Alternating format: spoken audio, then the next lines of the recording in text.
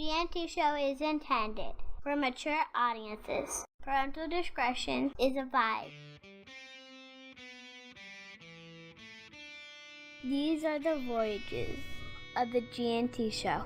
Our continuing mission to explore Star Trek storytelling, to seek out new worlds and interesting characters, to Boliga, where no show has gone before.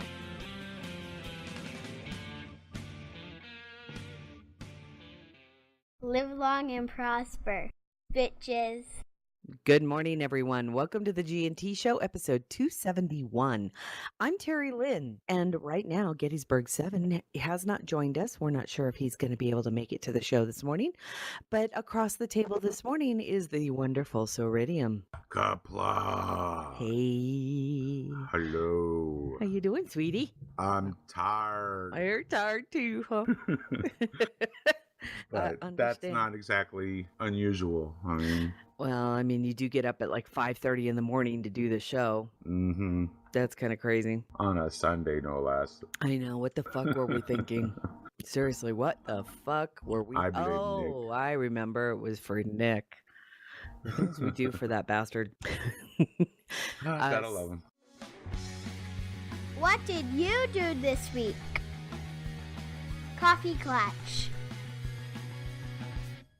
Speaking of Nick, Mike. Yes. Nick has a new Gettysburg Address this week, right? Yes, he spoke with Kelly Thompson. She writes comics and stuff. So that was kind of an interesting listen to. Cool. I'm trying to remember what comics she works on. And I do remember someone, I think it's like, I'm probably going to get this wrong, but for some reason I want to say Dangle or not Dongle. I think it's Hawkeye too, right? Oh, Hawkeye, yes. Yeah. That's the current one that she's been writing. Thank you. You're welcome. And then, like I said, one of her favorite characters that she spoke of often, which she at first hated, was this, I want to say Dangle, but that doesn't sound right. I'm tired, so yeah, it's forgive me. But it was a fun interview. You got to check it out, and shout out to Steve. Thank you for getting my back on this. I couldn't do it this week. Grandfather's in the hospital again. Yeah, that's thoroughly understandable, and we wish the best for your grandfather and for your whole family. Thank you. It's been interesting ride. Yeah, and interesting in quotes. Exactly. Oh my goodness. How about you? How are the kids? How's the hubby? Alan is fine. He's been, working hard. The kids, the two fur babies, they're good too, I saw a picture of Casey on Facebook. Yeah. I can't wait to play. Drop the rock. Yeah, exactly. He was, as a matter of fact, as you can probably tell, he had just dropped his Kong when I took that picture. Yeah, it was very attentive. He's like, yeah, exactly. We were right in front of the TV watching TV, and he's like, "Play, come on, let's play, let's play." Yeah, it was an okay week. Just got through work, and the temperature is really changing here. We went straight from, we had a really crappy winter, and by crappy I mean we got like 0 snow. It was not good. Now the good news for us though is the snow up in the northern mountains where we get our water did get snow. So Taos and good. The lower Rockies, or I should say the upper Rockies. We live in the lower Rockies, and they did get a lot of snow. So we will have water this year, which is good. But oh my God, it's already, it was 84 degrees yesterday. And for those of you who are Celsius freaks, it was 28 degrees. Weather report by Terry. I know. It was beautiful and clear and dry, and now the trees are starting to bloom, and everybody's allergies are blooming as well. Oh, yes. Yes, they are. But I hate heat. I love the winter here in New Mexico. I like fluffy snow, and it was lame. Right on. Something you and I had done this week that was kind of fun, and it was sprinkled with traffic reports, no less. Oh my God, wasn't that hilarious? That was hilarious. Although that evening in that part of Florida, it was not hilarious if you were on the road. No. But we were playing Star Trek Adventures with the gang. That was a lot of fun. Sori and I are taking part in. Oh my God, son. Oh my. Well, she did say she found Tribble porn. Oh, so wrong. That's why I try to ignore most of the chat room. Oh my God. Okay, so the what was I talking about? Star Trek Adventures. Oh yeah, Mike and I are participating in the alpha testing. I guess it is. I wouldn't say it's really beta testing yet because it's not a complete product. But we're in the testing group for Star Trek Adventures, which is the new 2D20 game coming out by Modiphius for Star Trek. It's a role-playing game, and it's been a blast. A lot of fun. Really, really fun. And Kushi Manzata is our GM, our game master, and Mario is one of the players as well. And he's also a traffic reporter in Florida on the radio. And I guess when we started our game, he was on duty. He was on duty, and when we started our game, there was a couple of really bad accidents in Florida, 2 of which closed 2 different freeways. It was, yeah. It was pretty funny. I mean, pretty funny trying to do a game while we all watched Mario bust his ass on the radio.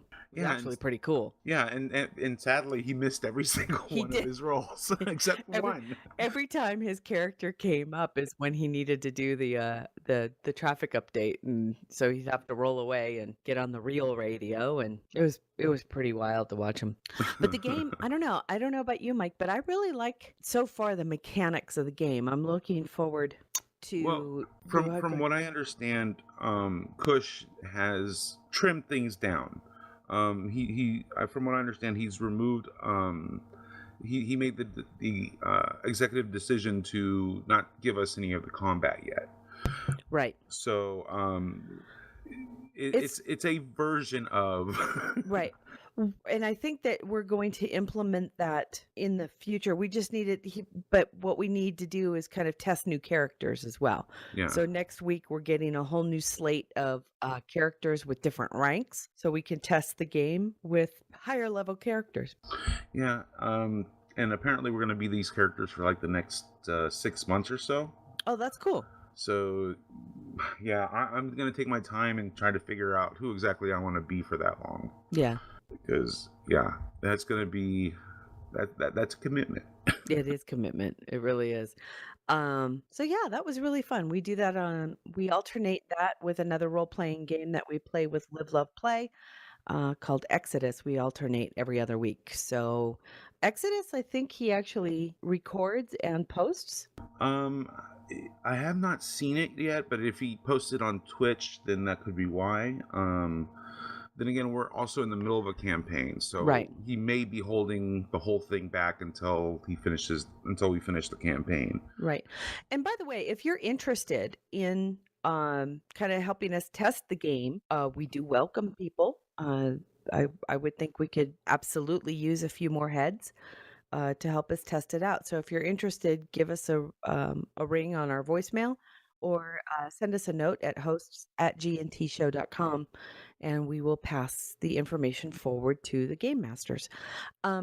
Speaking of Live, Love, Play, do we have a couple of recordings? We sure do.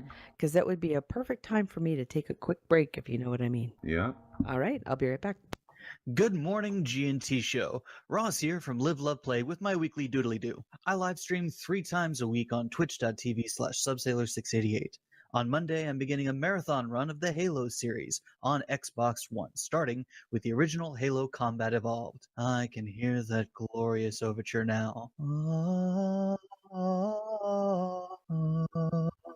On Thursday, I continue making poor choices in the Banner Saga. Instant regret, set to glorious vistas and beautiful music. On Saturday, I continue my adventure in the dystopian cybernetic future of Deus Ex: Human Revolution. Adam's mission takes him to the tiered city of Hengsha, China, and exposes him to the darker side of human augmentation. In addition to my live broadcast, you'll find my entire library of live stream highlights, as well as archived broadcasts. Archives don't stick around forever, so check them out before they're gone. On iliveloveplay.com, you'll find a new short fiction based on XCOM 2. The victorious commander reflects on the battles of the past and victory over the elders as a new, long war looms on the horizon. I repost all of my content all over Facebook, Twitter, Tumblr, YouTube, Patreon, and Twitch, so look me up and enjoy. Thank you for listening, and a special thanks to the host of the GNT show for your patronage and support. This is Ross saying thanks again, and until next time, remember to live, to love, and to play every day. Every day. Thanks for backing me up, Mike. Not a problem, Ross. Right on. So, yeah, there's a lot of fun stuff going on over there at Live Love Play. So, yeah, be sure to check them out because it's always a lot of fun. They've got some new audio dramas, and he does all kinds of binge watching and, video game playing and different kinds of reviews. So, yeah, there's always something to check out on iliveloveplay.com. Well, thank you. Thank you, Ross. For those of you who are just joining us, Nick is apparently not going to be able to join us this morning, or he'll be late, or we're not sure. And actually, he just walks in. Yeah. Hello. Did he? Yeah. Oh my God, how funny. He's gonna take him a minute to get things set up, but in the meantime, we'll vamp. Okay. Cool. Nice. Yeah, good, because I want to talk to him a little bit about what he did on Gettysburg 7, because it sounded like it was a lot of fun. Meanwhile, talk about vamping. I will pick up. There was one of the links that you posted this week in our website and our Facebook page. Once again, everybody, please do us a huge favor and share our Facebook page with your friends and family and ask them to like our page. That would be awesome. I need more Star Trek stuff. Product news. One of the things that Mike posted this week was the new 30th anniversary pin that's been released. News about that for Star Trek The Next Generation. The 50-year pin for Star Trek, the original series, was really cool. It was like a metallic delta, and it just had it had the Star Trek 50th anniversary. Oh, there he is. Morning, Nick. You having a hard time waking up, hon? That's okay. We're glad that you made it. Yeah. But take a tour of it. There's also some additional stuff that's come out from Roddenberry.com for TNG's 30th anniversary, including a couple of T-shirts. And there's a 1701 collector pin. I don't want to hear anybody say that there's nothing coming out for the merchandising, because there's a lot. Yeah, I mean, they've got the little darn it, what is it? The Trek figures? Yeah, the little tiny Trek figures. I think right now these are only TOS, but I think there were some discussion of TNG ones coming down the pike. Did we talk about those tiki glasses that came out for TOS? No, but we shared the link for them last week. Okay, the tiki glasses. I have Geeky Tiki makes the cutest tiki glasses, the ceramic tiki glasses, for like every nerd genre there is. And we have a couple of them from Star Wars. We have a Darth Vader and a Chewbacca that were given to us for Christmas, and they're so cute. But when I found out that they were making them for the original series, I kind of flipped out. I was like, I need these in my life. The Gorn one is hilarious, but I really got excited when I found out that they are going to be making a set for TNG. Nice. Oh, right, I can't wait. It's going to be great. I'm excited. Nick. tell us a little bit about what you and Kelly Thompson talked about on Gettysburg Address. Yeah. Stuff. Stuff. No, we talked about a whole range of his stuff. We talked about how she got into it. We talked about being about women writers in comics. We talked about her run on A-Force and how what that was like. What was that character that she hated at first but ended up loving? And Dazzler. Why was I thinking Dangle? We don't know. Thank you. Right. Thank you, Nick. Dazzler. Yeah. Okay, I And don't Medusa. even know what that character is. Pardon Yeah, my you naivete. do. If you remember back in the 70s, they introduced her. She was a roller skating disco. Oh my God! Wow, that is Yeah. pulling one out of the hat. Yeah, She writes Dazzler. that character's still around too, huh? Oh, big time, and has morphed, has Oh. changed with the times. Okay. But yes, but she was an amazing interview and held nothing back, and it was a lot of fun. Oh, very cool. Very cool. So if you want to listen to this wonderful interview with Nick and Kelly Thompson, you can head over to GettysburgGBAddress.com, I think it is, and follow the links therein. Sounds pretty cool. Yeah, please do. She was Kate Bishop is the female Hawkeye, and she, it was funny because I talked about I wish I love Hawkeye, and it makes me I'm upset that not upset, that's not the right word. I almost wish that he wasn't in the Avengers movies because I think he would be a great Standalone. Netflix series. Oh yeah. Yeah. But with the female Hawkeye, Mm-hmm. they can do that, but she pointed out why she pointed out a reason why there might be no, we don't want to do that.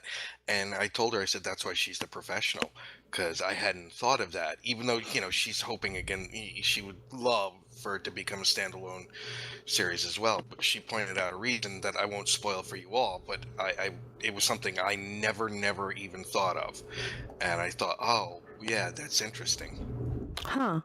And we even talked about Kristen Ritter being cast as Jessica Jones, and she said that wouldn't have been her first choice when she heard it, but she fell in love with her portrayal of Jessica Jones. And then we talked about how geeks Are you there? just pick everything Oh, down to God. the lowest Yeah. denominator, and all of that. And she said, she brought up a great point as far as like casting Kristen Ritter. She said, look, we can say, oh, why'd they cast this person, or this person would have been great. She said, but none of us were in the room when the audition took place and Right. saw the magic. Oh, yeah. That's exactly right. It's something I've even learned as a fan over the course of time is how horrifically judgmental I can be about the thing I love. Hmm. Hey, Robert Reyes, no, Kate Bishop is also Hawkeye. There's two Hawkeyes. She's a totally separate person who has worked with Clint Barton, and he allows her to use the name. That's a really good cosplay. Oh, let me look. Oh, that's cool. How fun. No, Kate Bishop as Hawkeye, and we talked because she originally had a different title than Hawkeye, but she said she was over the moon when they said, nope, we're going to call it Hawkeye. It's going to be her title now. That's neat. Yeah, it was really good. Really good. But she talks, geek stuff, how she got into comics, which was really funny. Archie was her gateway drug. Was it really? Yeah. So yeah, please give it a share. Please share it. Please share it. Because she's very talented, and I really like her a lot. Well, you should also listen to it. Yeah, that too. Mike, didn't it sound like I had known her forever? You guys sounded like you guys were old friends, yes. I felt like that after like 30 seconds of talking to her. That's cool. That's And then really this cool. week we went up to Connecticut, Hmm. saw my parents, and went and saw the Lumineers in concert. Okay. I know I'm naive. I don't know who they are. Do I? I'm sure Matthew Anderson will post a link to their song so that you can hear it. Their current hit. I gotta tell you, they were unbelievable in concert. I only knew the one song by them, and they were but the opening acts just were insane good. Yeah, you said you found a new group. Yeah, Susto. And the other band was Kaleo. They're from Iceland. Oh my god, Terry, you gotta find them. They are like a Zeppelin-esque Chicago blues-inspired rock band. Oh, wow. Yes, unbelievable. Oh, speaking of unbelievable, hello. You know what? That's gross, actually. What? The picture Matthew Anderson put in, that... Oh, with the tiny little waist and the corset. Yeah. Yeah. Oh. But, so yeah, Damn. it was a good weekend, and my Nice. parents texted me last night and said, hey, do you want to come back up in June? Because The Who's coming back. That would be my third time seeing them Holy crap. That'd be great. in like 3 years. See, there's the Lumineers. All right. I will listen. I will mute. You carry on. Right on. As Terry partakes. Yep. Let's see.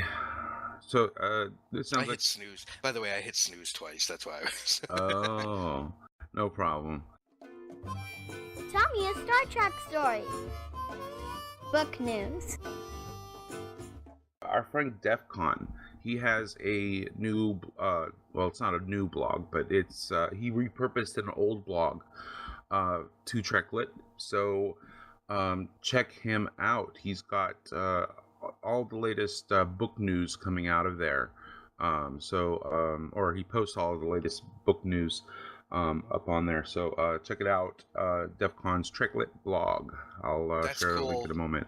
I'm very happy because he's helped us out so much. Yeah, he's awesome and longtime friend of the show, and he's always kept us up informed on the latest book news, and now now it's actually a little bit easier. Everything's all in one place. I remember the song now. Okay. Thank you. You remember so that, much, Terry? DEFCON. Yeah. She actually, the woman in the band, actually plays the cello for most of the concert. Oh, cool. Yeah. All right. It seems like you guys are talking Iron Fist. No, Oh, we're talking about DEFCON. We haven't gotten there, but we can definitely go there. We're talking DEFCON. He's got a Treklit blog now.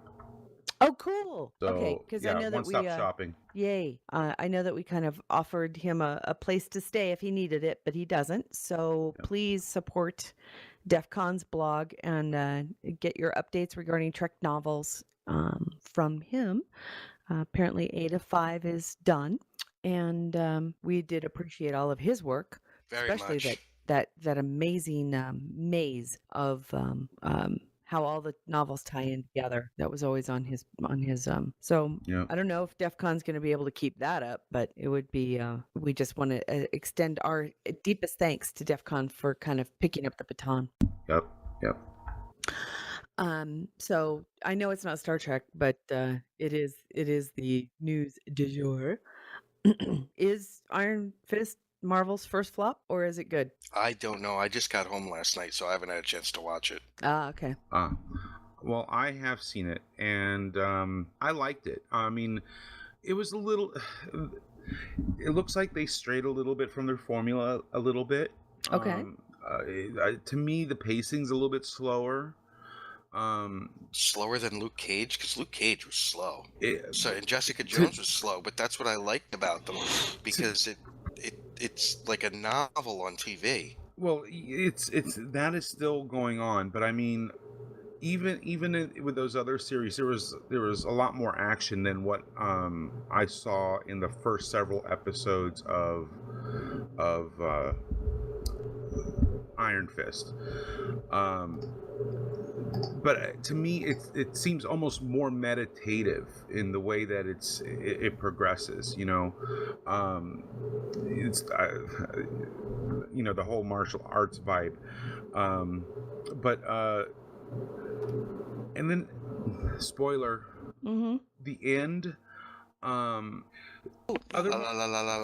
Marvel series tend to have the hero coming out moment, you know, and this one has a different take on it, and it was different in terms of he does accept his quote unquote destiny, but things are different. I'll just say it that way. It's not exactly what I would have expected from the other, from what we've had seen from the other Marvel heroes. The final one of the final scenes of Daredevil has him in full costume up on top, of the top building. Of the building. That's him accepting his destiny and just taking care of business. I can't think of it's those kinds of moments that it seems like all the other series kind of has, where the hero kind of accepts his destiny and just gets down to business, so to speak. And this one, it has that moment, but it's not what I was expecting. So I'll just put it that way. Oh. I did like it, but it was a slow burn. And now the Defenders is set up, right? There is definitely quite a few references and things that could definitely lead in that direction. There's a few characters that could definitely put that team together, if something were to happen. And we'll have to wait and see, obviously, but it's certainly possible from what they've established. Interesting. Well, I've heard the people I know who've watched it seem to enjoy it, but they've all said you have to hang tough. Yeah. It, like I said, it starts off. The pacing is even slower than before, but I think that's part of because of like I said, to me it almost seemed meditative in the way that it was almost going through a set of motions, that certain things were like falling into place, which kind of fits the character and what the character was kind of going through. And so it I want to say it worked, but you be patient when watching it, because it takes a while to get there, but when it goes, it pops. It's like the firecracker. Cool. Oh man. Well, let's see, a couple more links that you have provided, kind of getting back to Star Trek. Did Nick plug his ears during that? Is he back? I don't know. I listened. Yeah. Oh, okay. I was gonna say Nick isn't Robert one to throw Reyes. stones on. Huh? His fists aren't even made of iron. That's false advertising. False advertising would be if they said that Marvel Studios was a non-profit entity. Just saying. Snap. I know, right? The only criticism. Mike just giggled. The one thing I heard was actually somebody. We were just talking about how hypercritical fans can be, and about how analytical and overly analytical that we can all be with the genres that we love. The worst complaints I've heard about Iron Fist are from the people that I know that are karate practitioners, and but it's kung fu. I'm sorry, kung fu. Okay. That are kung fu practitioners, and they're, of course, the choreography sucks, and I'm like, 99% of the world wouldn't know. That's like the people that complained about Jeremy Renner's form of using a bow and arrow. Oh, look at his elbow. It's right at this angle. It should be. I don't care. It's true. Yeah.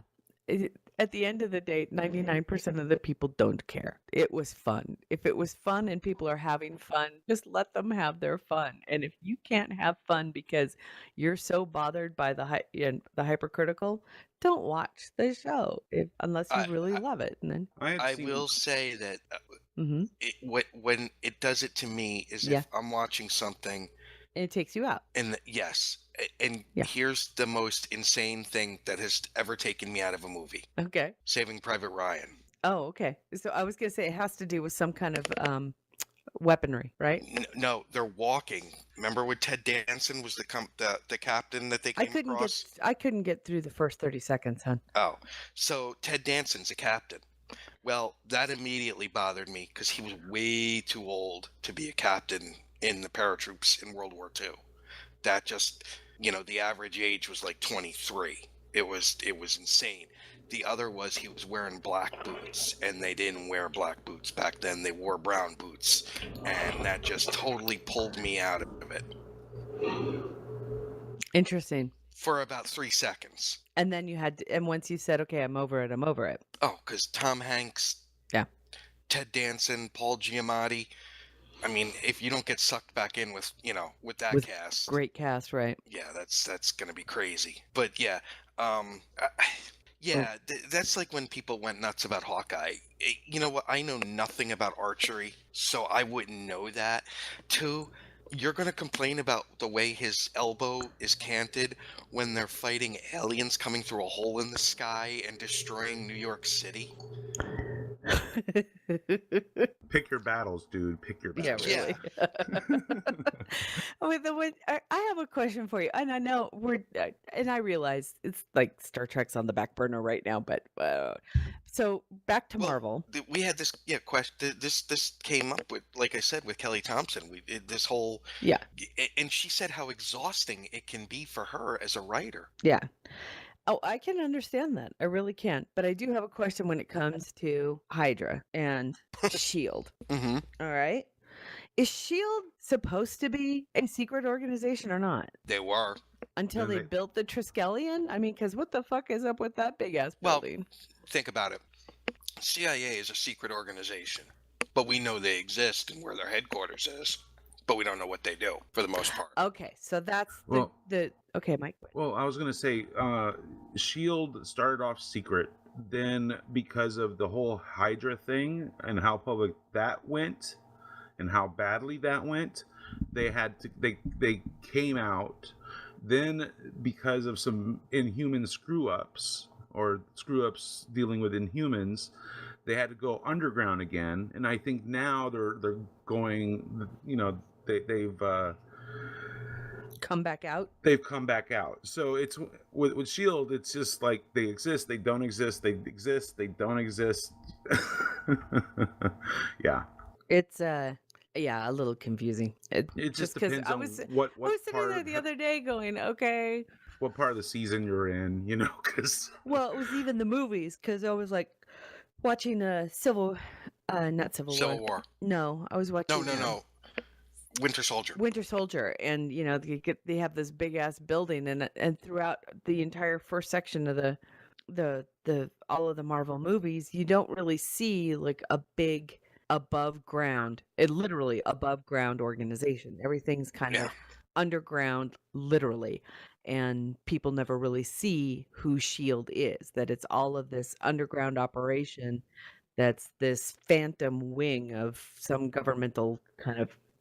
And then all of a sudden in Winter Soldier, you're dealing with what is a big fucking corporate building in the middle of Washington, D.C. And you're like, oh, they're out. Okay. But I guess that makes sense considering how many people fucking work for them. Yeah.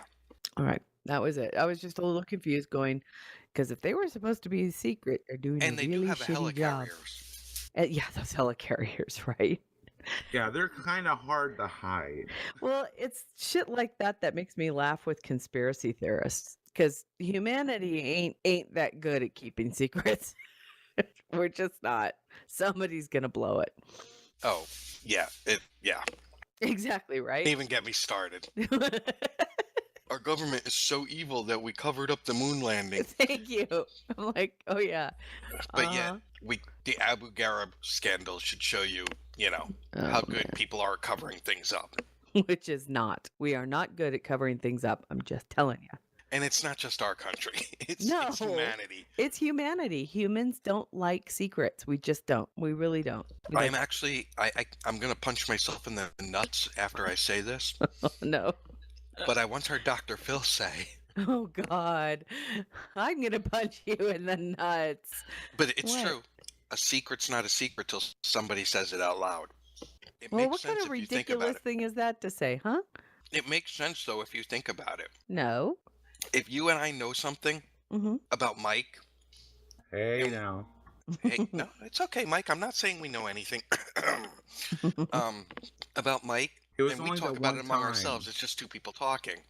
The minute we tell Sensei all, hey, don't tell anybody, but then Oh, I it see what becomes a you're saying. secret. Yeah, yeah. And then Sensei all goes and tells a friend, and they tell two friends, and they tell two friends, and they tell two friends. Mm-hmm. Remember that, Terry? Mm-hmm. Mm-hmm. The Shampoo. shampoo, was it herbal essences or something? Or was it Pantene? No, but it Suave? might have been. Was it Suave? Suave? It might have been Suave. Yeah, Suave. Well, good morning, TLR. Aw, the Lady Renegade joins us. Yeah, and ironically, I was just up in Connecticut this week. Nice. Oh, now let me tell you. My parents are insane. No, they really are. My mom is such a little Irish pirate. You should have seen her on St. Patrick's Day. Oh. Oh, dear God in heaven, help me. Sensei says I follow HIPAA rules, bitches. Oh, that's great. Yeah. Did y'all talk about the article about the two ships for Discovery and what We it have looks... not yet. Why Okay. don't we? All right. Grab the remote. Star Trek's on. Television news.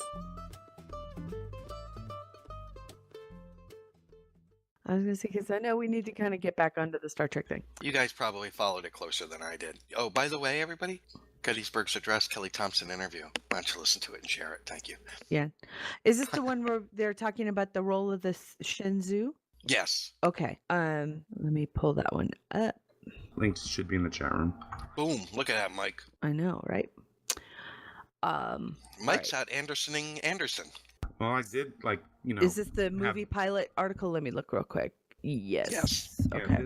No, I did have the son. links in front of me. No.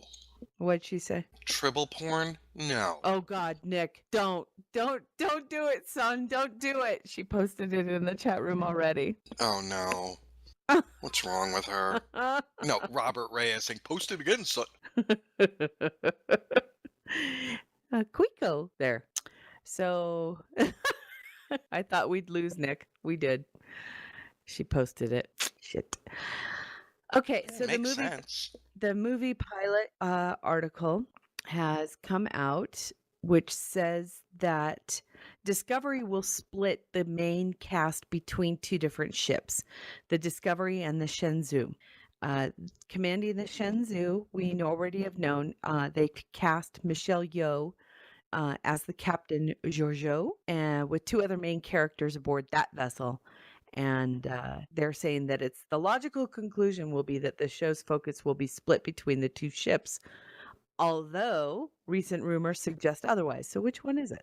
Well, the speculation is that in the pilot episode, now this is like, for me, this is like shades of Voyager. That in the pilot episode, the Shenzhou gets blown all the fuck, and it ends up going into space dock in an operation with the Klingons. I guess there are like some rogue Klingon factions, not exactly new, but anyways, and they end up rebuilding the Shenzhou, from the looks of it, from Klingon parts, in order to make it less, so it's able to hide a little bit better in Klingon space as either a bird of prey, or although it looks more like a battle cruiser than a bird of prey, in order to go after these rogue Klingons or whatever. But don't you think it still looks like a Federation ship, though? Well, the saucer, As much as I didn't like the way it looked. But the triangular part does look like a Klingon battle cruiser of that kind of era, like a D5 or D4. Or D7. Well, I think D7 is a little too new. New. But yeah, so it does look something like that. And when they rebuilt it, they gave it a new name, hence Discovery. So it may not actually be 2 ships, but this is just fan speculation. Okay, so this There's is fan nothing- speculation thinking, okay, so what we've got here is the possibility the Shenzhou gets its ass kicked, it comes back and then gets It goes into born space as dock, Discovery? and then it gets reborn as Discovery. And like I said, to me, there were like shades of Voyager. You know, Voyager's pilot in that kind of that particular theory. So, is it really? I would rather see 2 ships on a parallel mission, but I mean, it's certainly possible. I mean, that 2 ships, 2 crews, it just makes everything double expensive. So, who knows? I'm looking forward to the USS Man Sitters. I'm just Snowman Frost, do you Admiral. think it should be pronounced like Georgiou? Okay. I think it should be pronounced the Midway. All the letters are silent. Captain. Guh. Captain Guh. Yeah, do we pronounce it like GIF or GIF? Stop it. George- Oh boy. Don't open that door. I want some gift peanut butter. You want some GIF peanut butter? Okay. By the way, just an update: the giraffe still has not yet given birth. You have a giraffe? Haven't you heard about this? Oh, They're- yes, I have. The By giraffe. the way, your picture that you put up of Casey yesterday was I so know the big cute. doggy. Big puppy. Big doggy. These are big bubbles. Yes, we were playing with the Kong yesterday, and I caught a cute snap picture of my doggy. I'll put it in the chat room. That's not it. No, I have to kind of do a couple things. Mikey, pick a link. Let's talk about it. I want to talk about one thing in particular. Let me get it open. Hey, I saw that on Star Trek. Technology news. That's what she said. And because of what I kind of like do, or used to do for a living a lot more than I do now, Hey, it's DEFCON. kind of important. Okay. There's a Star Trek themed Kirk ransomware, Oh yeah. and there is and the decryptor for it is called Spock. Right.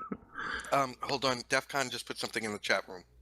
I Okay. have to Hi, refresh. sorry for not posting earlier. I was listening, but I wasn't at my keyboard. Oh, that's awesome. So a couple of things. 1, thanks for the shout out. It's our pleasure. 2, picking up Ada 5's work. I'll strictly limit the blog to Treklit news and hosting posts for different releases, basically what was under the pros filter in Ada 5's upcoming schedules. 3, Thrawn in Ada 5's flowchart. I wouldn't be any help in actually creating it, but Thrawn has an open invitation from me to host future incarnations. Problem is that Ada 5 has the source file and software to create it, and Thrawn would have to start from scratch if Ada 5 does not re-emerge. He plans to do this in August or so, according to Trek BBS post from a couple of months ago. Nice. Excellent. Thank you. Very cool. There's my doggy. There he is. There's my doggy. The face. Right on. Thank you, DEF CON. Thank you, Deb. Seriously. Okay, so Mike, Yes. back to what you were saying. Okay, so this is a piece of ransomware, which means that once it gets on your computer, the first thing it does is it wants to scan your files. What it's doing, and it could do this under the disguise of a virus scanner or any number of tricky things. Once it starts scanning it, what it's actually doing is it's encrypting your files, so you can't use them. Some previous versions have hidden the files, made them completely invisible to you to make you think that they've been deleted or any number of things. But in this case, the files are there. They're just modified with a new extension that I believe is .kirk. Oh, .kirked, with an ed at the end. And then as of this particular article, the last time that it was there's currently no way to decrypt your files except by paying their ransom. So be very, very careful. Do not catch this. Although there's some great graphics that they've done. They've gone to some extraordinary lengths in the creation of this thing, but yeah, it's something that you do not want. This is some technology you do not want on your computer. So just be aware, and yeah. I'll tell you, ransomware has become a big thing in my industry, where a lot of our, and I shouldn't say a lot of our insureds, but the newest kind of victim du jour when it comes to ransomware have been, unfortunately, hospitals, where hospitals huge databases, lots huge of personal databases private with- information. Yeah. with medical records, and it's how do I say it, really fucking fucked up. So make sure that you guys just as I actually kind of find it kind of offensive that they've used Kirk and Spock as a means to destroy people's computers. I agree. I mean, it is horrendous, but people They have should no just shame. stick to porn sites like they used to. I mean, I heard.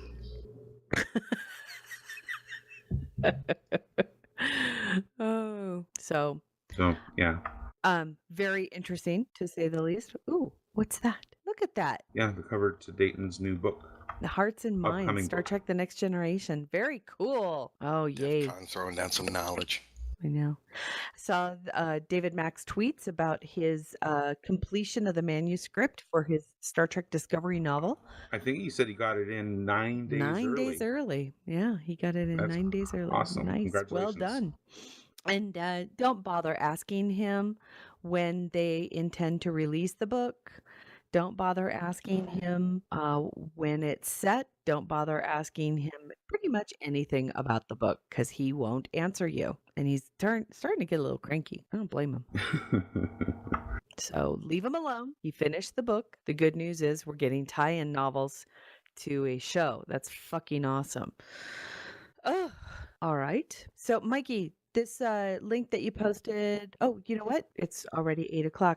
Nick, do you have a topic of discussion? It's 8:00. Oh, Yeah, I always I give you forgot the about last the time hour. difference. I forgot about the time difference. Yeah, well. Well, Mike, did you have something else? Well, there's a ton of news, but Yeah. We can jump to something else unless there's something specific Terry wanted to mention. Nah. There was No, I just wanted to make sure that you didn't have any more pressing lead press on nows that you wanted to. I don't think so. Like I said, that was the big one that I really wanted to get out. To me, that was very important. So, Yeah. now if Terry has something that she wants to touch The- on real quick. only thing I wanted to touch on, it, I'm not really seeing a link for it here, but I did see a bit of news that our friend David Goodman, and as if you The don't know auto- who he, The huh? autobiography of Jean-Luc Picard. yeah, I didn't even know that was coming out. yeah. So there, he's there should be a link for it here Okay, cool. in book So news. as he did the autobiography, Is that out of- now, or is it coming out? it's Coming. coming out. Oh, But they did announce it, and they've got the cover for it and everything. I think you can pre-order it now, can't you? Probably. Star Trek Sex is another book that's coming out. Will Stape is the one who wrote that one, huh? Yes. That's awesome. Lots of comic stuff. Yeah. I'm not seeing anything else. The Titan Books secured English language right for Star Trek Oh, yes. Prometheus trilogy. Yep. what That's is cool. that? It's a German language original novel series. Oh, Star Yeah. Trek Prometheus, and so their Titan Books picked up the English The language. English version. rights. oh, Titan Books. I was thinking Star Trek Titan. Oh no. No. Oh, I wish. Yeah, I have that link from DEF CON's blog as Right. well in our show notes, so it'll And- be in our show notes. David R. George III confirms a Star Trek novel for late December Back in '63. 1963. Okay, sorry. What a very special time for me. Oh, what a lady, what a night. Thank you. Thank you for finishing that off. No problem. If I left it hanging, you'd have been like sitting there. I would have been. It would have become like the world's worst earworm. It's true. All right, what's your topic of discussion? My topic of discussion. Hold up. Wow. Sorry, Krispy Kreme went down the wrong pipe. Oh, bummer. Was it maple? Cream filled. What? Chocolate covered cream filled. Ooh, Yeah. chocolate. That's Got it a from lot the of sugar casino in there, man. Connecticut. Krispy Kremes are just too sweet for me. I don't think I've ever had one. They're good, I but I kind of can find only them handle overrated. like one. Yeah, I kind of find them overrated, but they Yeah. are good. They're very, very sweet. Okay. I'm. Do they still have Winchell's Donuts, Mike, in California? Not in my area. If they do, not in my area. I have to go to Merced if I want Dunkin's. Who's But we have a little local mom and pop donut shop here in town. Yum. So Sounds good. so good. But who's I the can't giant compare 'em. donut that was in Iron Man? Randy's. That's in LA, and I don't know if they're still there. Did they get torn down? Let me look. Randy's Donuts. I don't know, because isn't that like a landmark? It's like huge. Randy's Donuts. Oh yeah, they're still there. I was gonna say, I think that you would have heard about that, because that's one of those landmarks. I think that, like, the Marlboro Man, not the Marlboro Man, the Giant Cowboy. Remember in Vegas? Yeah, And all that. Yeah. yeah. Randy's is very, very famous. I think it's got landmarks. At least in the eyes of the public, it's landmark status. Yeah. I mean, when you had Iron Man eating in the middle of the donut, Yeah, a donut. right. I've seen it in video games and Yeah. in Oh, some have you video really? games That's cool. it's been destroyed. That's, I think maybe that's what I was reading or something. That Oh, they like were. in Fallout, Mike, or something like that. Well, I mean, I think it was like one of the Need for Speeds. It was one of those car racing type games. So it might have been like Like GTA, GTA. Grand Theft Auto, Grand Theft or Auto. something. Yeah. But yeah, you can actually. I remember specifically because I used to do it over and over again. You can Could you actually jump through it? no, but you can like take out the pillar that's holding it down, so it hits the ground and starts rolling down the street. That's Grand Theft Auto. It's gotta be. I think Grand it Theft was, Auto yeah. LA. Yeah, it's Yeah. gotta be. That's funny. It was kind of fun. Yeah. So, okay, how do we get? Oh, okay, So, go ahead. speaking of video games, I was thinking about this on the drive, because it's like a 7-hour drive, and I'm only allowed to sing for so long before she tells me that my voice has become annoying, which is usually about 5 seconds. But I don't get it, because I was born to sing. That's me. Right. Star Trek has a history with the video games pretty much being busts. Why do you think that is? And Terry, I got a VR thing, so when the Star Trek VR thing comes out, Now, did you get just like what I have, like the little Google thing, the one with your phone, Or do you have the full? or do you have the PC full version? blown VR? no, I've got thing? the phone thing. Oh, okay, Okay. then it won't work You, with that. yeah, you can't Oh, play the Star Trek Well, game then on I'm there. not getting it. I'm Yeah, not spending I was gonna say $10,000 it's for really VR. expensive. Yeah, no, we got the thing. Nice. Normally So they're did like I. $60.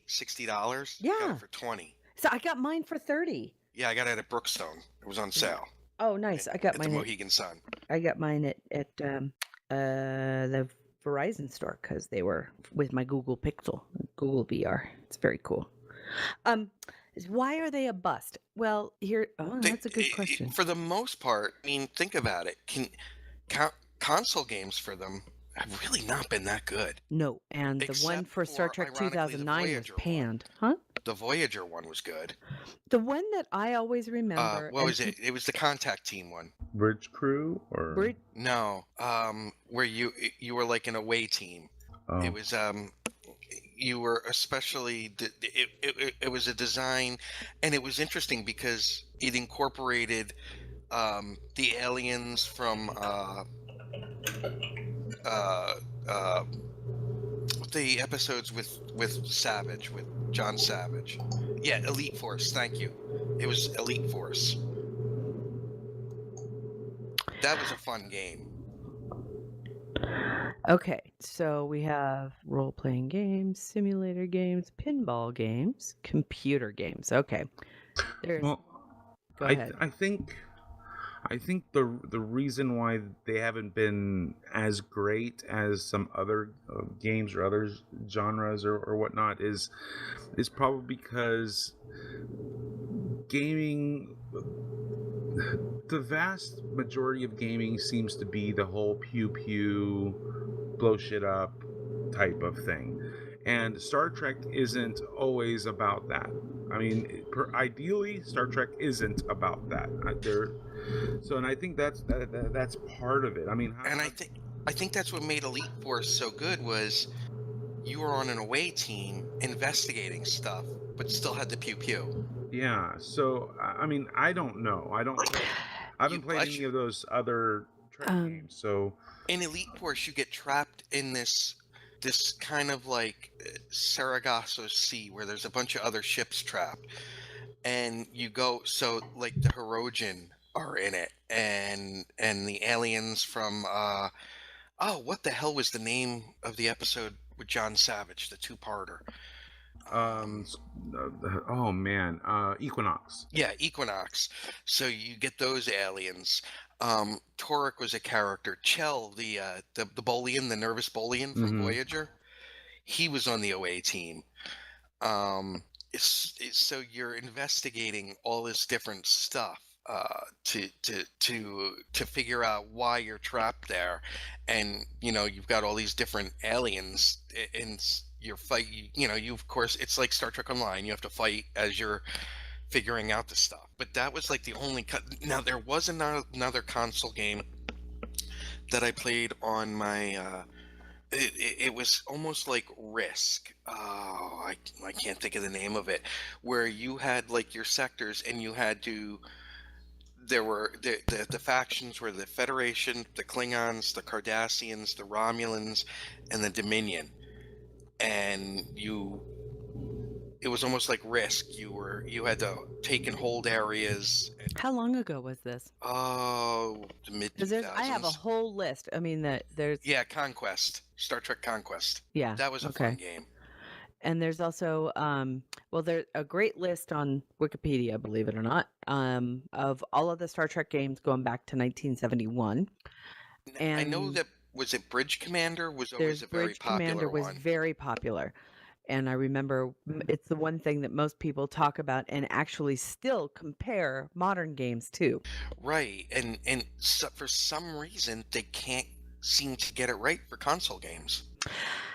I think it suffers from the limitations of the platform, the controllers being as limited as they are. No, I think it suffers for. I have to say, I think it suffers from Star Trek nerddom. Star Trek still has a stigma in the fandom and in the market. It's the same reason why people go, why aren't we getting why can't we walk into a Target and have an aisle full of toys? Because Star Trek toys don't sell to kids. They just don't. But I'm thinking a game where if you're like a starship in the Romulan War or the Dominion War, what separates it? What would separate it out from a Star Wars game? Well, you've got the different stuff. I mean, you can make it unique enough, and I don't want to compare it to other games. I'm just saying it would be an easy thing to make a fun, exciting game that people would be into. It just seems to me that for some reason this universe is really untapped in gaming like that, which makes me appreciate the work that our friends at Cryptic do all the more. Right? Because they've look, we played the game for a long time, and we can have our complaints or whatever, but goddamn, they're constantly freshening it, they're constantly changing it, it's evolving, and they're doing an amazing job. And I'm not just blowing smoke up their asses because I've been critical of things I don't like in the game, but the fact that they've managed to keep going strong and keep evolving it and keep the storyline going in an interesting way. Now, there's plenty in Star Trek Online. Hey, did anybody ever post about the auto targeting for the console game that I asked about? Oh yeah, it's a known problem. It's a known problem. Oh, okay. Yeah, the auto targeting is kind of also the same problem we have. It's as far as I can tell, it's kind of related to the whole or at least I think it's a known problem. I thought I saw something on the forums about it. For the consoles. For the consoles, yeah. Yeah. Because I know that there was again, with Alan, when he started to play it and he got into his first battle, there's no camera follow. You know Yeah, how yeah. See, I don't have that on mine. Mine so works your fine. camera follows the back of your ship? Yeah. So yeah, we couldn't get ours to do that. We don't know what the heck was wrong. So, Mike, you said you posted something on it? Oh, I had not seen any posts about it. Oh, okay. Yeah, it's interesting. You look back on the history of console gaming for Star Trek, it is a lot less thick as the list is for PC gaming. PC tends to be Yeah. the gaming of choice for Star Trek games. Be that as it may, let's see. There was there was Star Trek Phaser Strike. There was Star Trek Motion Picture in 1982. Then Oh my God. Star Trek Strategic Operations Simulator, which came out for the Atari 2600. Hold on, Terry. ColecoVision. Sunsail's going to bed. Son, everything all right, sweetie? I don't think she slept last night. I'm sorry, son. I love you. Son is somebody that I can have a debate with, and we can just be going at each other, and then we cuddle. This was interesting. In 1989, Star Trek V: The Final Frontier was supposed to come out from the Nintendo Entertainment System, but was canceled. Jeez, I wonder why. Then Star Trek: The 25th Anniversary came out with 2 games, one for the Nintendo Entertainment System, one for Game Boy. That was in 1992, everybody. Now, think about this, Terry and Mike. We just had the 50th anniversary, and there was no... Wouldn't you think that would have been the perfect time? For a company to try to get a game out and take advantage of that? Yes. Yeah. I don't think that there Wait, was any... There was. Star Trek Online came out during the 50th for consoles, didn't it? It did. Okay. But that was a pre-existing game. That they just... Yeah, unless you were on console, then, you had... you finally had this whole world open up that you didn't have before. I guess. Well, except for the fact that, did you? I'm talking something like Star Trek 50 with television ads, and you know what I mean? Well, I understand. A different, a standalone type of console-only game. I understand. And again, Mike, we get into if Lego ever gets... Don't get me started on Lego. Well, so here's the thing. Here's the thing that we pretty much understand. How long does it take to actually develop a standalone console game? Probably 2 to 3 years, I heard my that guess. Industry Studios for about a $5 million donation. What? 2 to 3 years. They announce a game at E3, you don't see it for another year, which means it's already been in development for at least a year when you see it being announced at E3, possibly 2 years. So 2 to 4 years to come out with a console game. And Matthew Anderson says about 4 to 6. Okay, so even that. Well, you have to also take into the 4 to 6 would be a lot of the long-term planning and obtaining resources. Now, and this is way the actual outside development, my I zone think, of knowledge. is half that. Okay, so this is way outside my zone of knowledge. But with something like Star Trek, would it be a little faster because you don't have to make up whole new ship designs and everything because it's already... It still takes that long because it's actually the number of... You have to... It works almost like a film to a degree. You have to produce it, storyboard it, direct it. I think it takes even longer for a game like Star Trek to be made because you also have the whole licensing systems and the approvals. No, no, not that. I was just talking about the designing and stuff because you've already got the ship designs and all of that. the designs, but you still have to create them for your game, right? Whatever formats your game needs for it to understand, you still have to develop those in-house. Here's a thought that I had, and this is what for the 50th anniversary, here's the game that I would love to have seen come out. And this is just me, if people don't like the idea, you can tickle my left testicle.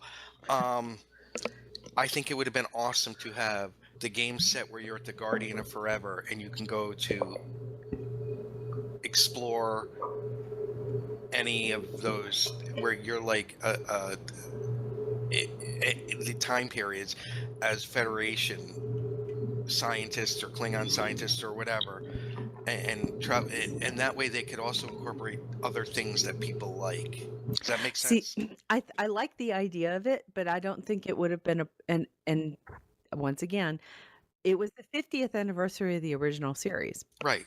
Why Yeah, celebrate that's what- another show? No. As like Kirk, Spock, McCoy, them investigating, Okay. almost like yesteryear.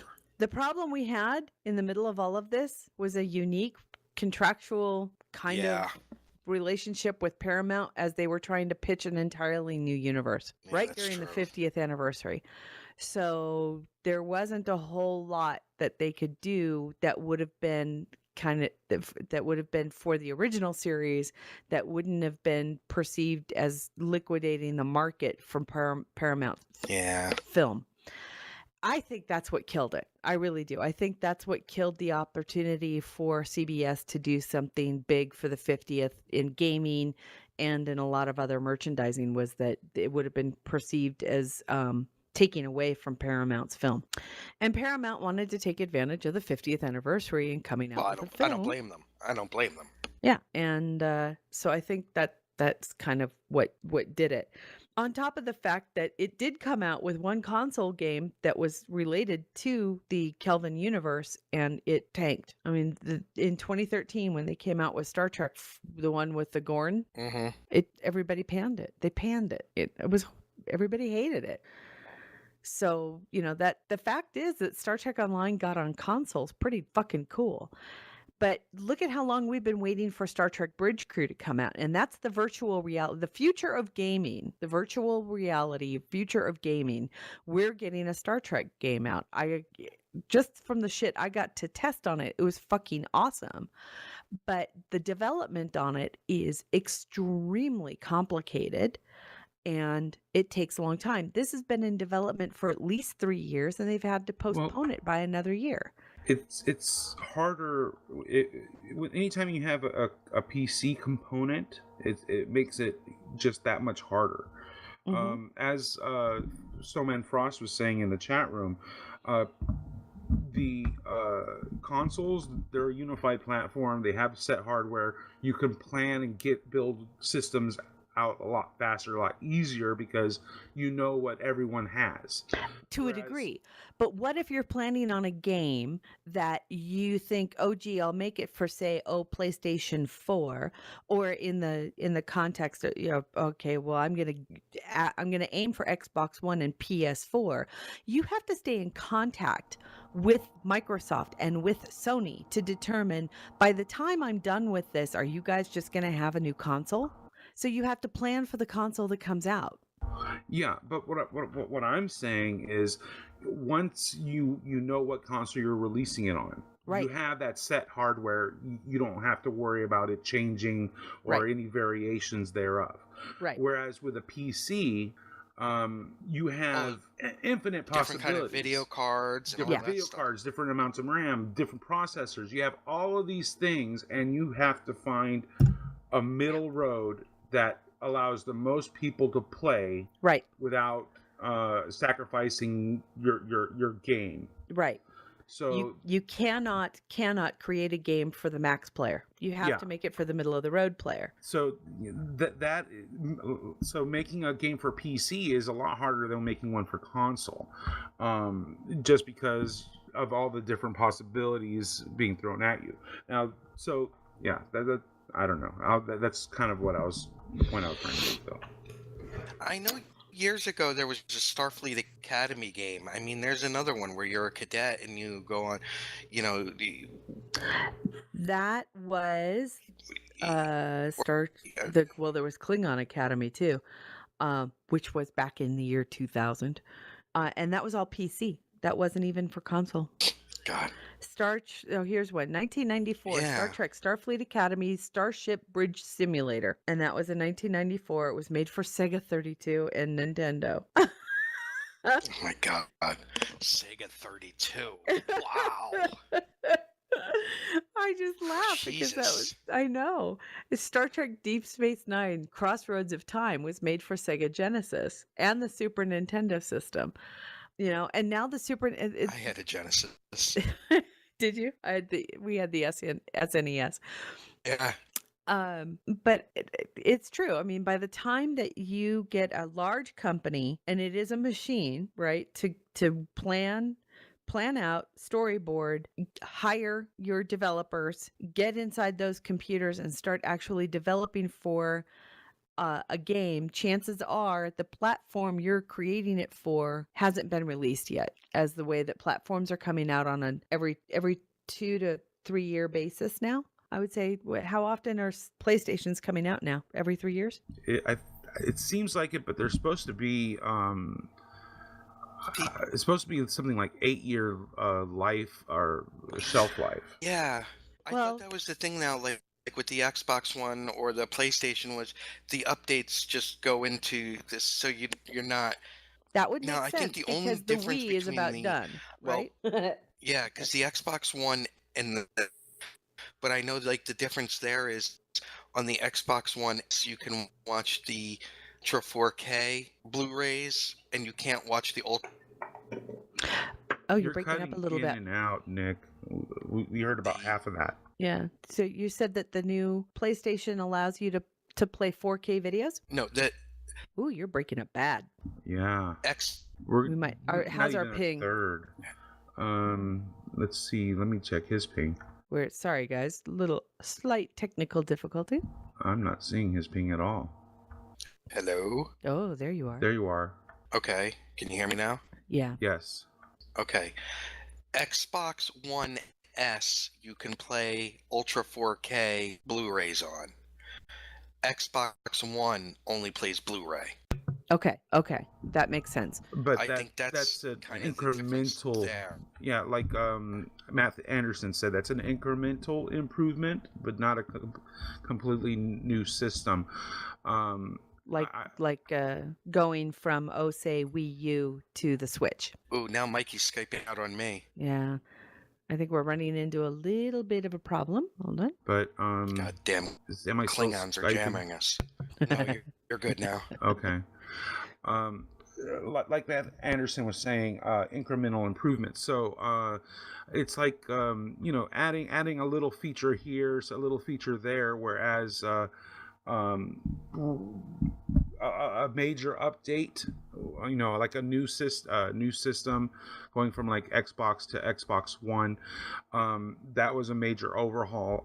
All new hardware. I mean, we're talking new video card, new processors, all that stuff got integrated into it.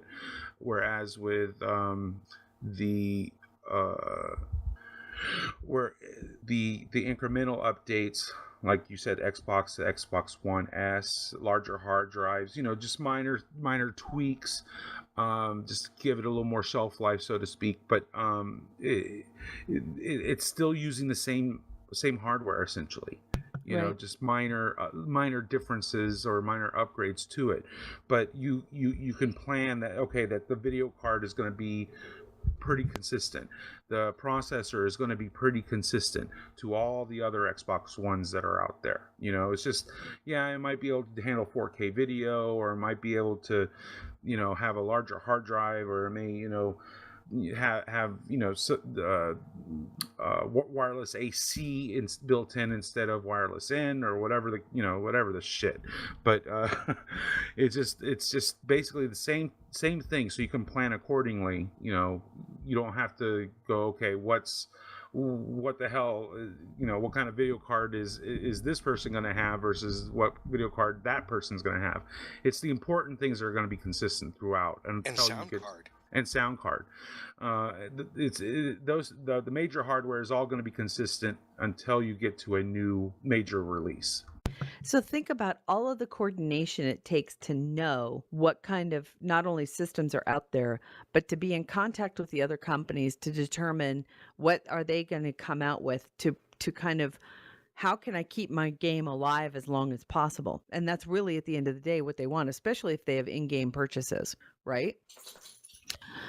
how are they going to keep their game alive as long as possible? And that is, let's find out what kind of systems we have to be compatible with that will keep our game alive as long as possible. So again, you have to be in contact with your manufacturers, your video card makers, your sound card makers, your processor I think manufacturers. It's a kind of keeping up to date with all of that stuff. So you've got to be way on board with what's coming out for this, your consumer electronics, and then being on board with making sure that your developers are trained. That's another thing people don't realize, how the amount of constant continuing education it takes to keep your developers on top of things, right? true. And but I think that once you have a game that's been released, a game that's already out, Yeah, then I it's out the think door. I think If it's easier for that to be ported into future consoles Absolutely. than it is to develop for a future console before the console comes out, or something to that effect. Possibly.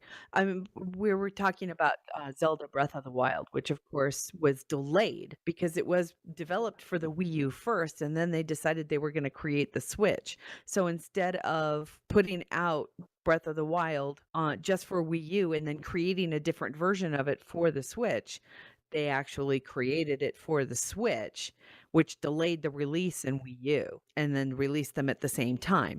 And then kind of made the announcement that would be the last game they would make for the Wii U. And now it's going to be Switch. But it takes a long time, right? That threw an additional 15 months, I think, onto the release of the game, because they announced Breath of the Wild at E3 3 years ago. And that's a big Well, thing. creating a game for now, I don't know the Windows platform. I have not known the the Nintendo platform since SNES. Hmm. So I do not know specifically what the difference is between the Wii U and the Wii and the It's Switch. and But I would say that you would actually call them very, very different consoles. The Wii has it came out beforehand, and it's what Kinect ended up being the competitor to, right? So the Wii is the motion detector. It was the first motion kind of detector mhm. Well, console. well, what the point I was trying to head towards was, Mm-hmm. um, in terms of why there's a 15-month delay in going from one version or one system to another. I would suspect that it has to do with what specifically that new hardware can handle. Right. If it can handle better graphics, just for example, if it can handle better graphics than the previous, then if you have to go back and like re-render all of your your whole game Yep. for the better graphics, yeah, that's going to take quite a bit of time. Well, If and you with the have to, Switch, you kind of have to deal with the fact that you're going from uh the tech goes from what is a console that hooks to your television into something very mobile in a yeah, tablet. So it has the one game kind of has to do both. it has to be all things Right. essentially. So that adds a whole Exactly. nother level of complexity, All even right. if So the now you're a graphics game platform doesn't right. So change. now you're a game developer, right? You're a publisher. You're not the console maker. You're just the publisher, something like Bethesda or Activision, where you're making a branded game, say Skylanders, okay, for multiple platforms. And you want to be able to come out with, and they did a brilliant job with, of course, a branded game like Skylanders, or in using what you know best, Mike, is the Lego games, right? It's a Yeah, the branded game dimensions. that is one game that they sell expansion pack after expansion pack after expansion pack, right? Hmm. How long does it how long does it take to develop just the expansion pack? Well, Can you imagine? in terms of Lego, you not only do you have to release the individual figure or Right. character, Right. So now but you've with got to deal with an actual toy manufacturer. yeah, but then you're also dealing with with that character usually comes at minimum a exploration world. Okay, Right. so you have like this open world type level. Then they also the latest batch of new characters all come with a battle zone world. So that's It's almost a different second thing. game Yeah, being added on. and then they have level packs, which is a complete level based on whatever property that character belongs to. All right. And if there's a story pack, that means that's 6 levels plus everything that came that previously mentioned. Okay. So it can be rather a large task that you're talking about. Right.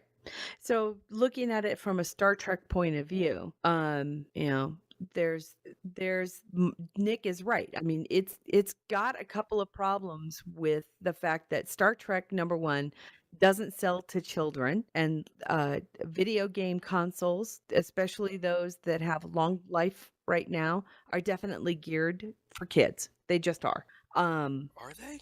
Oh, the biggest selling ones that are out there. Well, I mean, other than battle, right? Or you've got Call of Duty and Mass Effect is the big one that just came out. The third and the Mass Effect. But you've got Assassin's Creed, Borderlands, the BioShock. Old. Borderlands is constantly updating with new stuff, and so is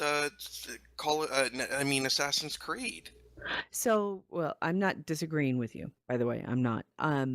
Do you think that Star Trek sells to the people who play those games? I don't. If they make a game they want to play, that's the thing. There's the thing. So they need to make a game. I mean, I'll use Borderlands as an example. How about you're an away team crashed in a shuttle. There's a Star Trek trope. And you're on this planet, and you've got to figure out how to get off the planet, and you're investigating. And I mean, if you just transferred if you looked at your characters in Borderlands as that, boy, you'd have an amazing Star Trek game. I've never played Borderlands, but I'm not disagreeing with you. I don't know. I mean, let's face it, the shuttle crash. That you have an instant made Voyager game. Do you end up as a lizard at the end of it? You do. Oh, okay, cool.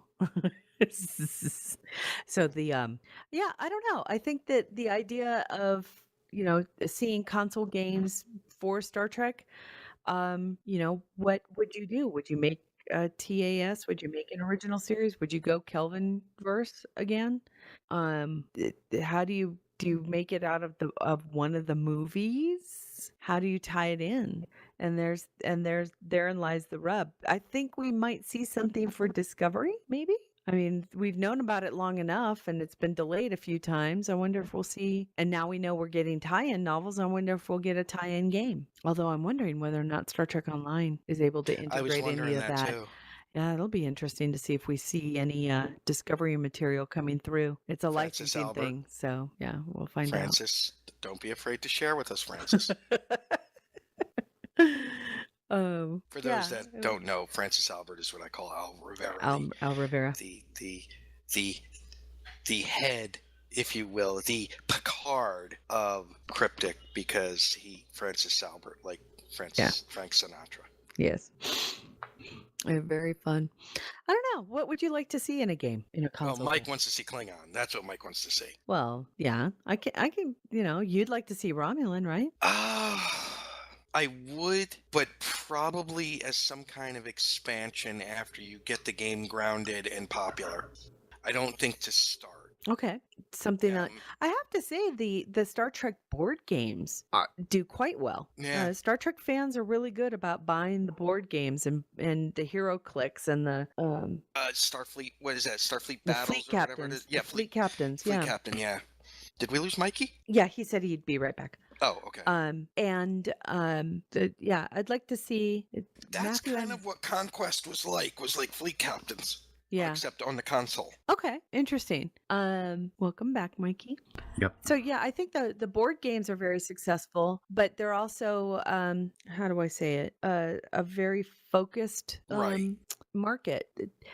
Star Trek's market isn't as big as Star Wars market. We just know it. It never. Yeah. I don't think it ever will be. it like I said, it has a stigma. It isn't geared for little kids like Star Wars is, because you can, you know, hit each other with lightsabers and shit, and you can produce bullshit toys in a way that, I don't know, you take your kids even to Beyond. Say you take your kids to Star Trek Beyond.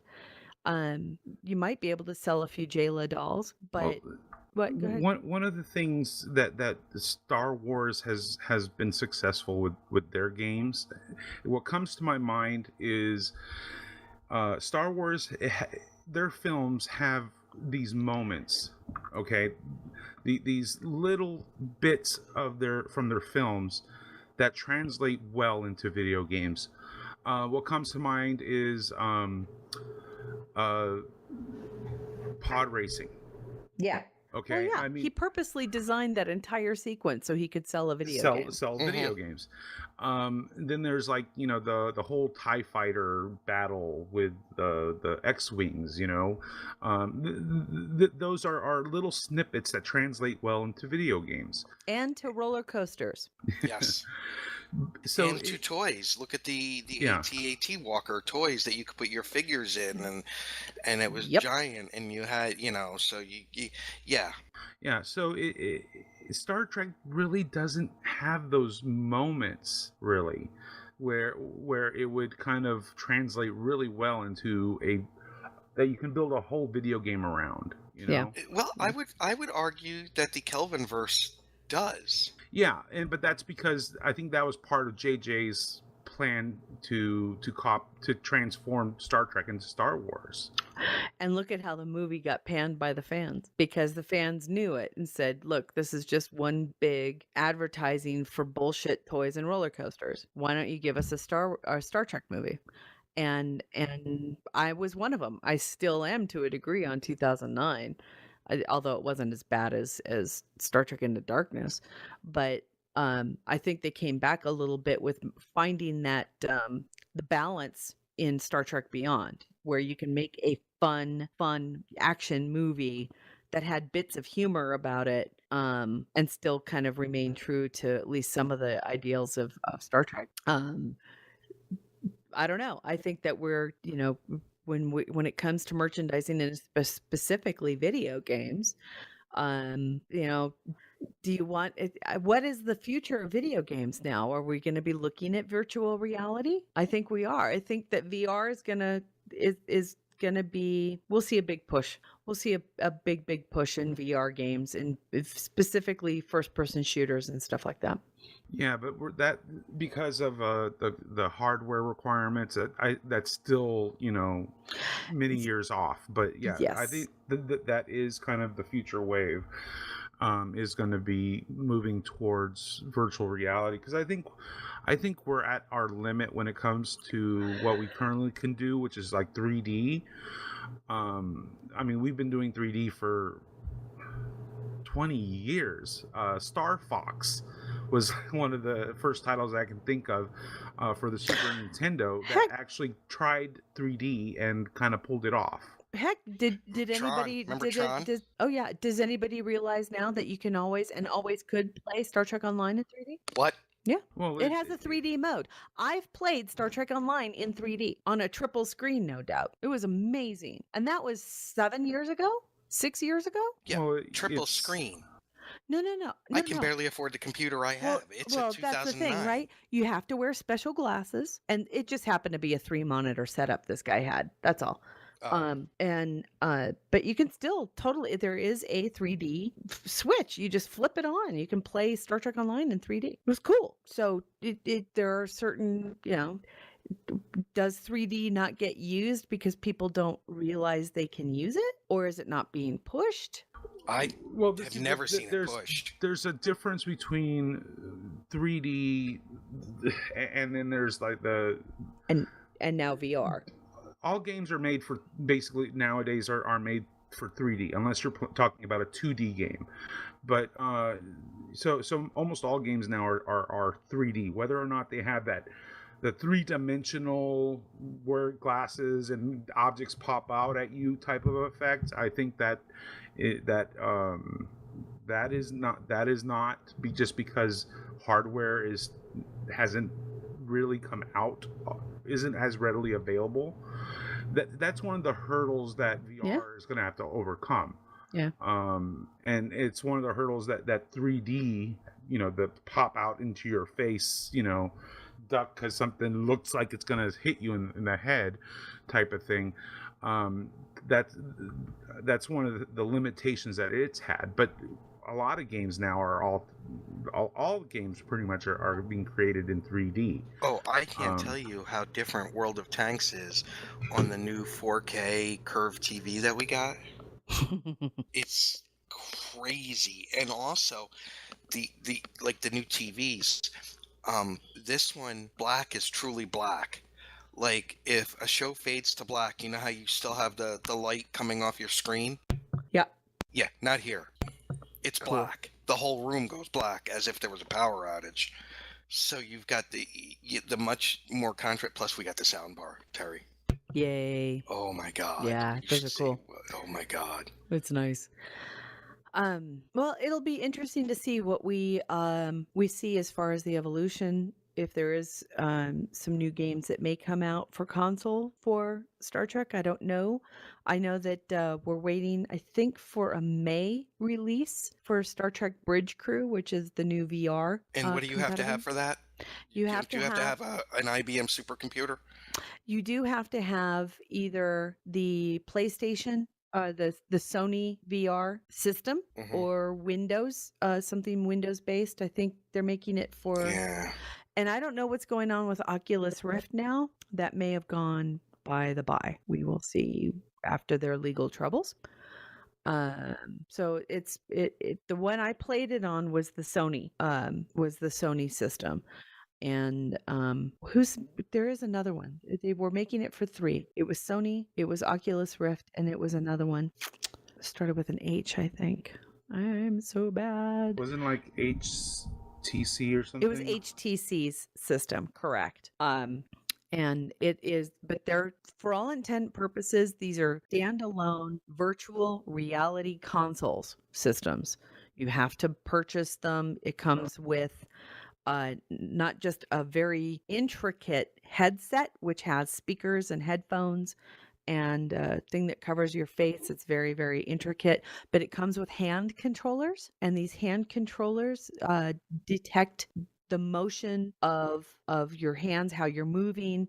So it detects how your head turns, and it detects how your hands turn. And the Sony one actually picks up and needs to pick up individual finger movements, because as you're holding the rods, the little handheld things, and it needs to, because it's within 2 millimeters of accuracy as to where your position is with what you're seeing on the screen. 2 millimeters.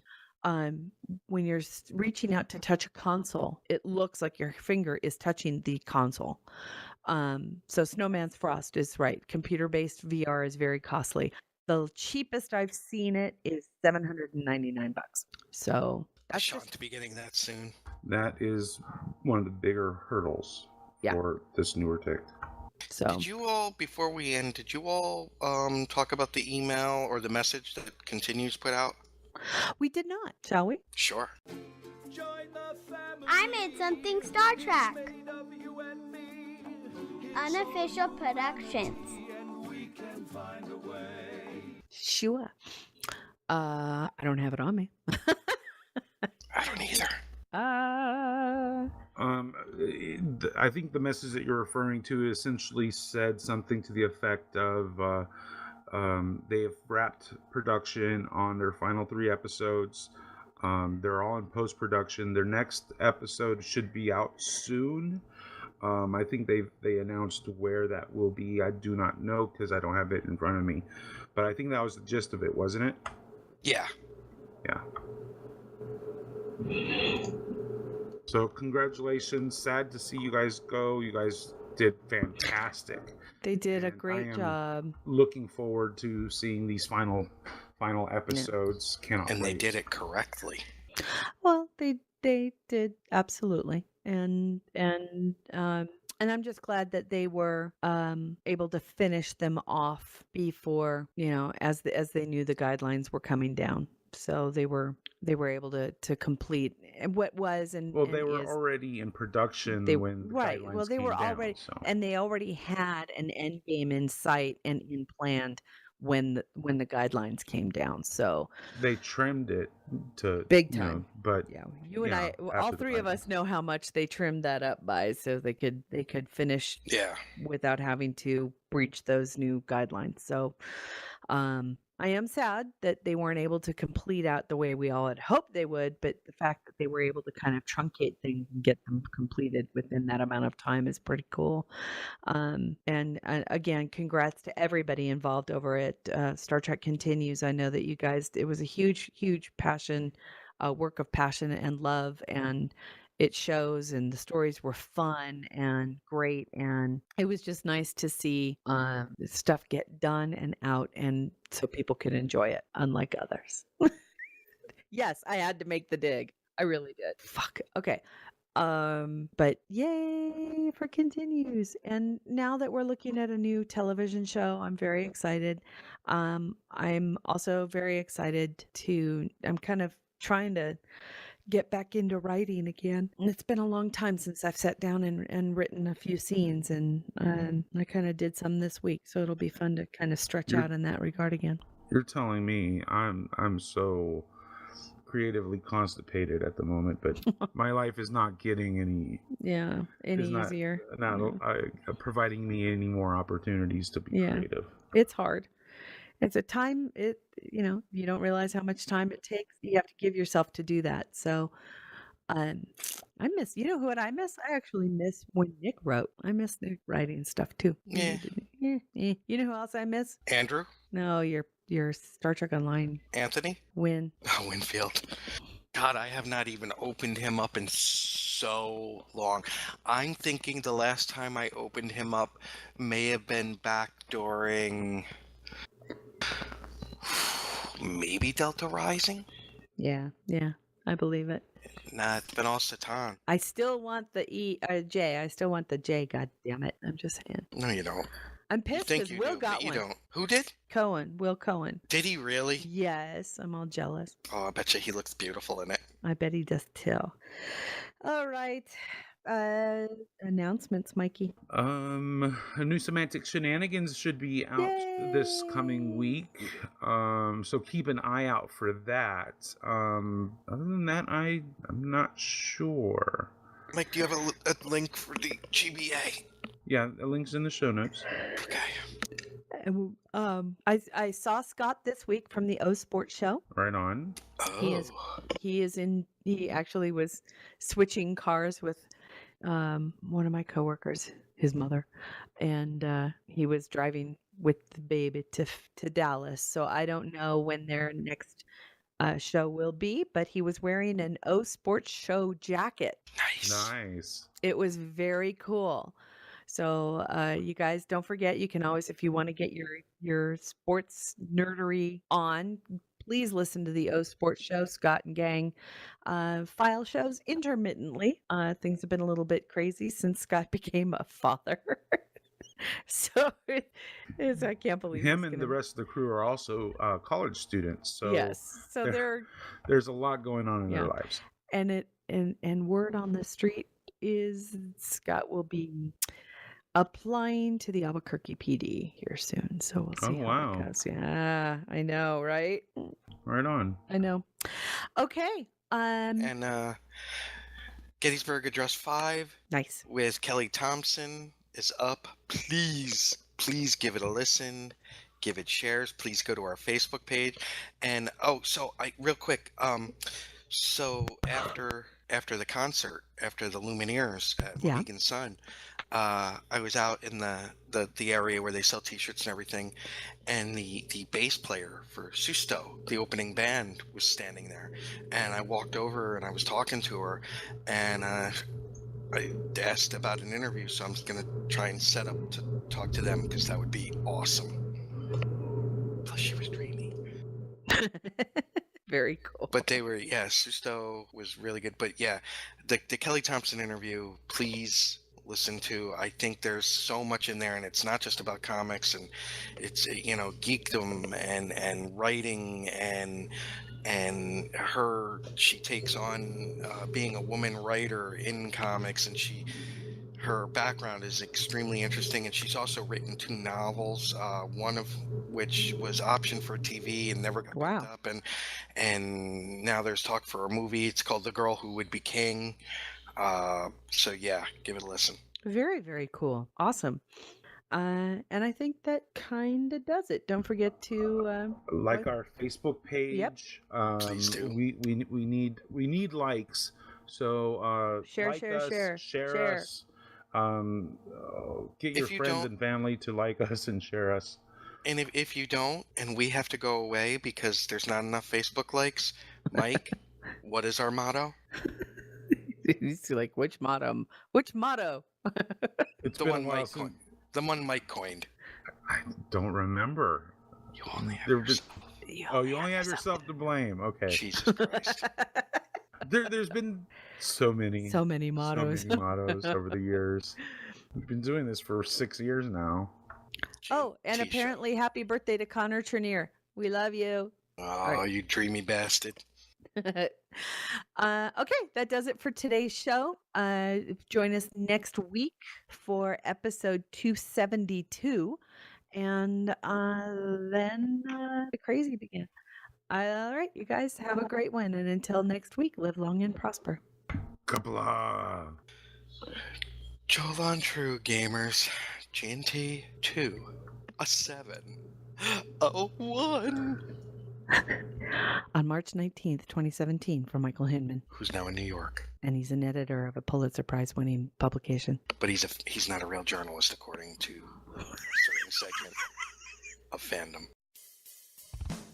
Music for the GNT show is provided by 5 Year Mission, Enterprise Blues Band, Warp 11, Andrew Allen, and Greth Thor. The GNT show is a BLB production.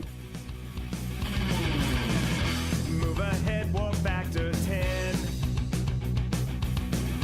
Put a mini skirt on my yo man. Represent the human race. And we make space a happy place. To fully go where no man's gone before. I think I sang that line once before, but I'm not too sure. We'll be so happy, can't you see? A zero-G community. Gonna travel to new worlds. Beam on down and meet some green girls.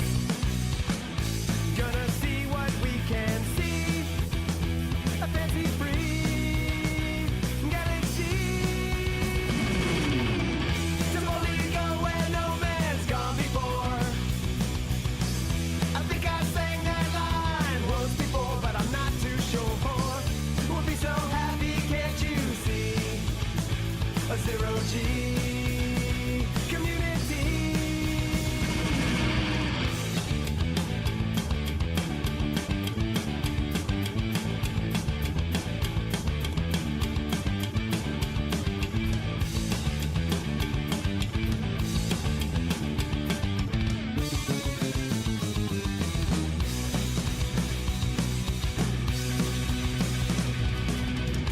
Come and take a tour with me.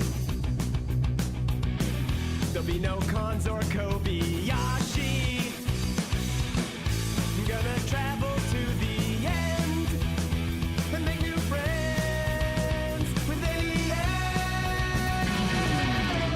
To fully go where no man's gone before. Space heavy. I think I sang that line once before, but I'm not too sure.